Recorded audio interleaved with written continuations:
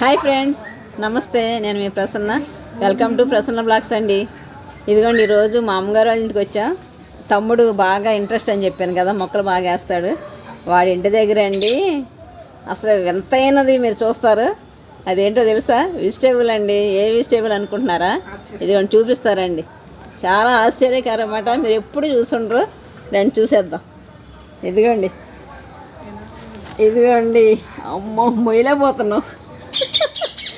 చూడండి ఎంత పెద్ద బీరకాయ. అసలు ఎప్పుడన్నా చూసారా మీరు ఫ్రెండ్స్? ఎప్పుడు చూసుండ్రు. ఇదిగోండి చక్క ఎంత పెద్ద.